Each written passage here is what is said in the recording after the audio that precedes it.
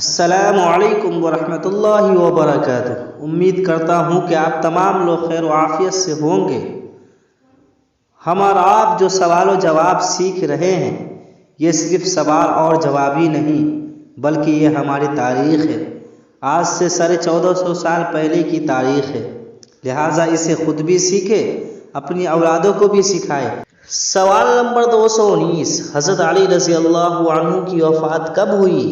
جواب ہے 21 رمضان 661 عیسوی میں۔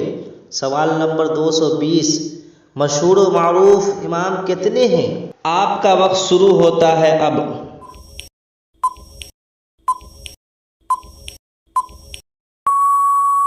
جواب ہے 4 امام ہیں اور یہ چاروں زیادہ قرآن و حدیث سے مسائل فرعیہ کا استنباط کیے۔ سوال نمبر 221، ان چاروں امام کے نام کیا ہیں؟ آپ کا وقت شروع ہوتا ہے اب۔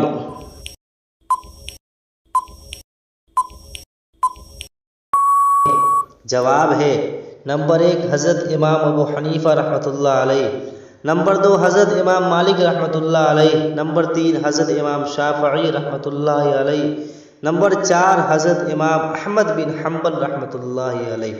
سوال نمبر 222، کیا یہ چاروں امام صحابہ تھے؟ آپ کا وقت شروع ہوتا ہے اب۔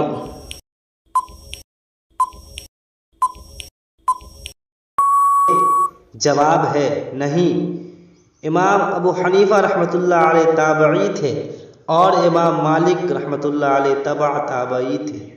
سوال نمبر 223، حضرت امام ابو حنیفہ رحمۃ اللہ علیہ کی پیدائش کب ہوئی؟ آپ کا وقت شروع ہوتا ہے اب۔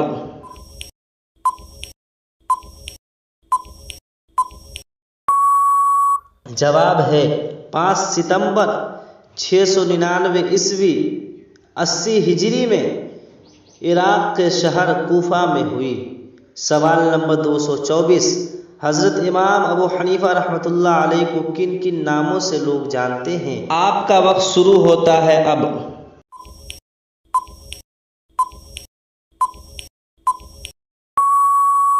جواب ہے نعمان بن ثابت، امام اعظم رحمۃ اللہ علیہ۔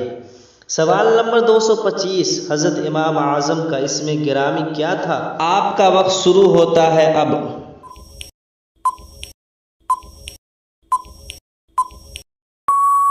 جواب ہے نعمان بن ثابت۔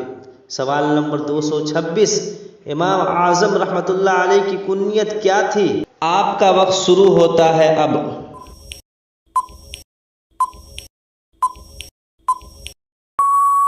جواب ہے ابو حنیفہ۔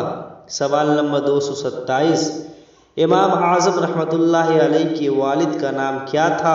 آپ کا وقت شروع ہوتا ہے اب۔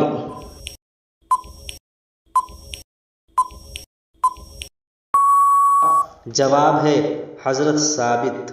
امید کرتا ہوں کہ آج کی یہ ویڈیو آپ کو پسند آئی ہوگی۔ اگر میری ویڈیو آپ کو پسند آئی ہو تو لائک کیجئے، شیئر کیجئے، اور اگر ابھی تک میرے یوٹیوب چینل کو سبسکرائب نہیں کیا ہے تو سبسکرائب کیجئے اور بیل آئیکن کے بٹن کو ضرور دبائیے۔